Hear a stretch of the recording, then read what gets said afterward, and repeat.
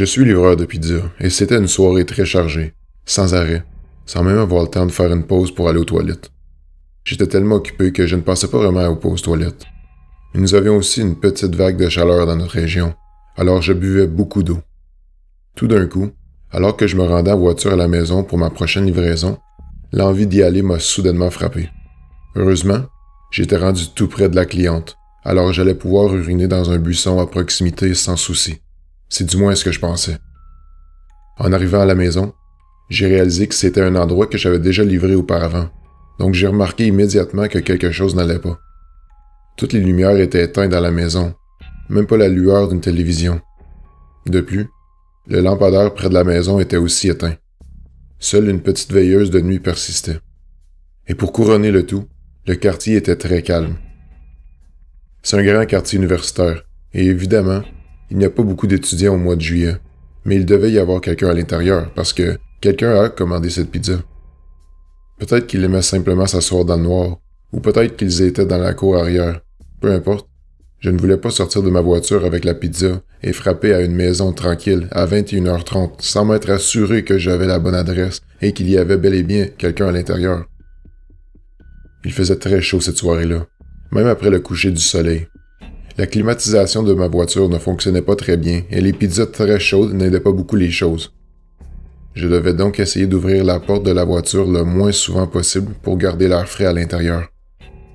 J'ai donc appelé le numéro que la cliente m'a fourni pour la commande, et la voix à l'autre bout a dit, de façon brusque et à bout de souffle, « Ouais! » J'ai alors répondu, « Hey, c'est votre livreur de pizza devant, mais il semble n'y avoir personne à la maison? » La cliente a alors répondu, toujours à bout de souffle, « Ouais, je ne suis pas à la maison. » J'avais tellement envie de faire pipi à ce moment que j'ai été beaucoup moins patient que je le serais habituellement avec un client. Eh bien, nous allons devoir annuler la commande parce que je suis arrivé dans le temps indiqué et vous étiez censé payer comptant, donc je ne sais pas quoi vous dire. Prévoyez la prochaine fois. J'ai tout de suite regretté d'avoir laissé ma vessie parler à ma place, car la voix à l'autre bout semblait être une jeune fille désemparée qui ne pouvait pas avoir plus de 20 ou 25 ans. « Oh mon Dieu, je suis vraiment désolé. Je courais dans la rue, alors je pouvais à peine vous entendre. » Elle a alors enchaîné. « Je viens de te changer vers le mode haut-parleur. Est-ce que c'est mieux? » Désolé, j'ai complètement perdu la notion du temps au travail, mais je savais que vous alliez venir. C'est pourquoi je suis littéralement en train de courir chez moi en ce moment. Ne partez pas, je meurs de faim et je n'ai pas de voiture. Sérieusement, s'il te plaît, ne pars pas. 5 minutes maximum, ok? Je sais c'est quoi d'avoir faim, d'être en retard et de ne pas avoir de voiture. De plus, quand j'ai entendu sa voix, j'ai commencé à me souvenir plus précisément d'avoir déjà livré chez cette personne plusieurs fois auparavant, et elle avait toujours été parfaitement gentille. Maintenant, je me sentais mal d'avoir été bête au début.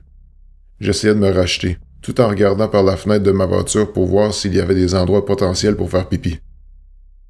Non, non, c'est ma faute. J'ai laissé cette chaleur m'atteindre et ce n'est pas de ta faute. Pas besoin de te dépêcher. On se voit quand tu arrives. J'ai raccroché, et en surveillant la rue, j'ai commencé à penser que je n'avais vraiment pas de chance. Toutes les autres maisons étaient proches les unes des autres, donc il n'y avait pas vraiment de buissons alentour que j'aurais pu utiliser. Finalement, j'ai décidé que la situation s'aggravait au point de devenir urgente, et ma seule option rendue à ce point était d'utiliser un buisson devant la maison de la femme. Elle n'était pas chez elle. Le lampadaire était éteint pour que personne ne me voie. Les gens alentour étaient à l'intérieur de leur maison. Ma voiture était garée de l'autre côté de la rue et nous sommes une petite entreprise qui ne porte pas d'uniforme. Donc, si quelqu'un me repérait, il n'aurait aucun moyen de me relier à mon employeur. Les animaux font toujours leurs besoins dehors. Les humains sont des animaux, donc, selon moi, tout est bien. Je me suis précipité vers le plus grand buisson qu'elle avait. Elle n'avait pas vraiment de cour, juste une allée bordée de buissons et de fleurs qui longeaient sa porte d'entrée.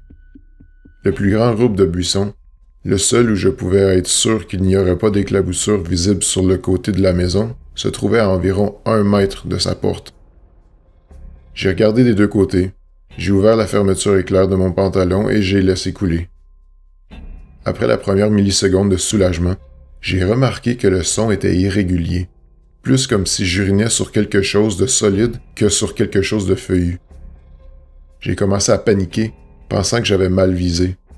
Mais une fois que j'ai commencé, je n'ai pas pu m'arrêter au milieu du courant, Alors j'ai continué à plisser les yeux dans l'obscurité pour voir si peut-être j'urinais sur une pierre ou quelque chose du genre, et si je pouvais juste me déplacer de quelques centimètres.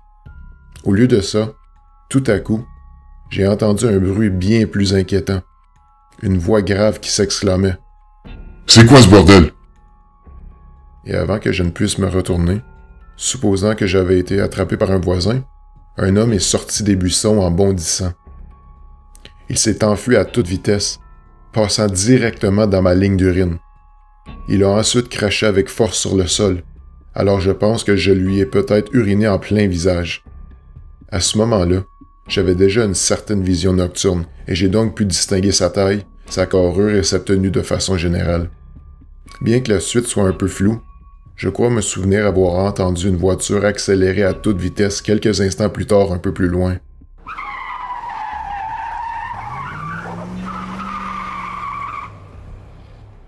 J'étais tellement sous le choc que je n'ai même pas rangé mon machin. Je suis resté là à essayer de comprendre ce qui s'était passé. La réalité était si terrifiante que mon esprit refusait de l'accepter et cherchait impulsivement une explication raisonnable qui pourrait donner un sens à tout ça. J'ai pensé, ces buissons pourraient-ils mener à une arrière-cour et donner simplement l'impression d'être contre la maison? Aurait-il pu cacher une fenêtre ouverte? Ma voix intérieure criait désespérément. « Hey, cet homme portait un hoodie par un temps de 35 degrés. C'était un homme avec de mauvaises intentions. Tu es dans une mauvaise situation. » Mais l'idée même que j'étais à quelques centimètres d'un homme qui se cachait dans des buissons chez une jeune femme à cette heure-ci, j'étais encore incapable d'y croire. Pour donner le bénéfice du doute à cette histoire, je me suis donc avancé sur le côté, j'ai allumé ma lampe de poche de téléphone et j'ai essayé de regarder autour de la ligne d'arbustes. Conseil de pro, aussi effrayant que les choses puissent paraître dans le noir, les voir avec le faisceau de votre lampe de poche peut parfois rendre les choses encore pires. C'est à ce moment que j'ai vu un sac. Il y avait un petit sac à dos derrière les buissons, légèrement éclaboussé de pipi. Ça l'expliquait tout. Une fois que je l'ai ouvert, j'ai vu un couteau tranchant, un rouleau de ruban adhésif et un flacon de pilule. Les illusions ont officiellement cessé à ce moment-là et l'adrénaline, les endorphines et les instincts de survie qui avaient été supprimés se sont enclenchés. À ce moment, je suis devenu tout le contraire d'être étourdi. Je n'ai jamais été aussi concentré de ma vie, avec un seul but, retourner à ma voiture. J'ai lâché le sac, j'ai couru de l'autre côté de la rue, je suis monté dans ma voiture et j'ai appuyé sur la pédale à toute vitesse avant même que la porte ne soit fermée. Je suis allé aussi loin que possible, aussi vite que possible, jusqu'à ce que j'atteigne un feu rouge. Je me suis ensuite arrêté sur le côté et j'ai réalisé que je ne devrais pas conduire plus que nécessaire dans l'état que j'étais. Je me suis donc arrêté dans le stationnement d'une pharmacie et j'ai pris une grande respiration. J'étais enfin assez calme et cohérent pour fermer la fermeture éclair de mon pantalon et formuler un plan d'action. Ma première pensée lucide était « Qui dois-je appeler en premier? La police ou la fille qui retournait à la maison? » J'y ai pensé pendant ce qui ne pouvait pas être vraiment plus que 10 secondes, mais qui m'a paru 1 heure, et j'ai décidé « Ok, je suis dans une voiture verrouillée avec le moteur en marche. Si j'ai des ennuis, je peux m'enfuir. Je sais qu'il se passe quelque chose. Elle a le besoin de le savoir qu'elle ne doit pas continuer à marcher dans cette direction. » Mais alors que je composais son numéro, je me suis dit « Et s'il n'y avait pas de fille? » Je suis convaincu d'avoir déjà livré à cette maison, mais si je me trompais, et si la fille au téléphone n'était qu'un leurre pour m'amener là-bas pour me voler, ou même pire? Elle m'a appelé à bout de souffle, elle n'était pas chez elle, tout était éteint. Je ne peux pas prendre le risque, je vais commencer par la police. J'ai appelé le 911 et l'agent m'a beaucoup aidé à garder mon calme, parce que j'étais vraiment désorienté à ce moment-là. Il m'a assuré que quelqu'un serait bientôt là. Je n'arrêtais pas de leur dire qu'ils devraient arriver avant la fille, mais j'essayais d'exprimer 3 choses à la fois, ce qui a probablement nui à ma crédibilité. C'est sorti plutôt comme suit. « Oui, vous devez sauver cette fille, parce que l'homme n'était pas après moi. Je livrais juste une pizza. Sauf, s'ils étaient après moi, cela voudrait dire qu'il n'y avait pas de fille, mais j'en ai parlé à une au téléphone. Alors, vous devriez trouver cette fille parce qu'il l'aurait utilisée comme leurre pour m'attirer là-bas. Mais, si elle est réelle, elle ne sait rien de l'homme, qui était aussi réel, Et il pourrait y avoir d'autres mecs s'il y a vraiment une fille. Et vous savez quoi?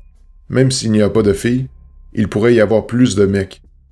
Je n'ai vérifié qu'une partie du buisson, donc je ne sais pas s'il y en avait d'autres. Mais on saura quel homme est celui que j'ai vu parce que je lui ai pissé dessus. Ce n'était pas mon intention. Ça s'est produit lorsque je pensais que la fille était réelle et qu'elle n'était pas à la maison. Mais elle pourrait être réelle, donc vous devez vraiment la trouver si elle l'est parce que l'homme était vraiment là.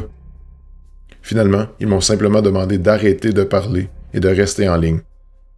Mais c'est alors que j'ai reçu un appel entrant du client. Je ne pouvais pas y répondre sans interrompre mon appel au 911, alors je l'ai ignoré.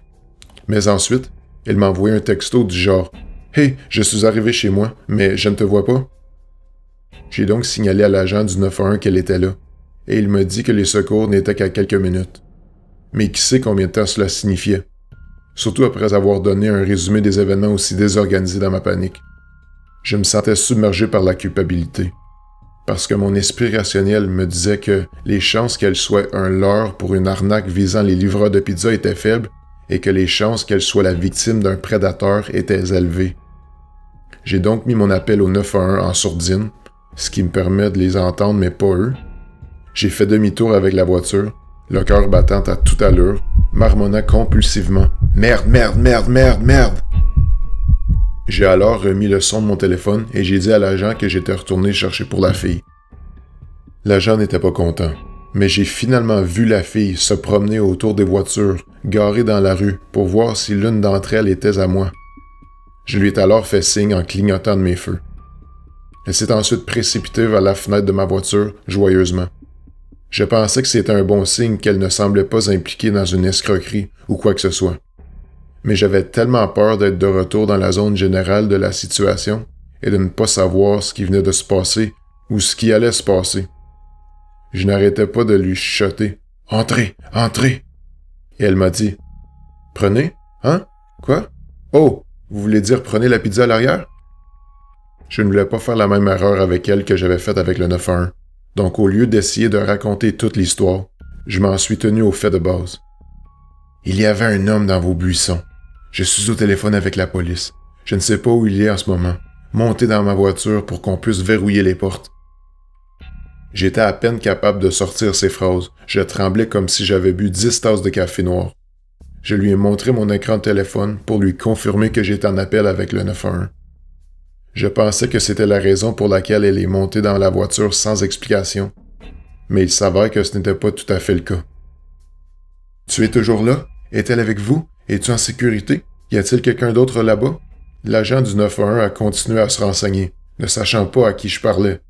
Je l'ai alors assuré et nous nous sommes rendus, plus prudemment cette fois-ci, à un endroit où l'agent nous a demandé de se rendre pour parler à un policier. Je n'ai pas eu à faire grand-chose après ça. Une voiture de police est arrivée peu de temps après. Je leur ai fait une déclaration en leur disant tout ce que j'avais observé, et la fille est allée parler à d'autres agents plus en détail. Il s'est avéré que la raison pour laquelle elle est entrée directement dans la voiture d'un livreur de pizza étranger est qu'elle savait qui était cet homme à la suite de ma description. Elle avait un ex-petit ami violent qui était apparemment assez psychotique pour qu'il lui vienne immédiatement à l'esprit en entendant « Il y avait un homme dans votre buisson ». La fille nous a appelés au resto plus tard pour me remercier et insister pour laisser un énorme pourboire. Je n'étais pas là lorsqu'elle a appelé, et l'employé qui a répondu ne savait pas comment refuser le pourboire. Mais le directeur a déjà promis que la prochaine fois que nous la verrons, nous pourrons lui offrir suffisamment de cartes cadeaux de pizza gratuite pour durer toute une vie. Cette histoire est facilement la chose la plus effrayante qui me soit jamais arrivée. Je n'ai pas beaucoup la chance de raconter l'histoire, car j'essaie d'éviter de la partager avec quiconque pourrait éventuellement connaître la fille. Mais je ne suis toujours plus le même depuis. Même si je sais que l'homme n'avait rien à voir avec moi directement, l'événement m'a vraiment secoué. Alors, homme dans les buissons, ne nous rencontrons pas.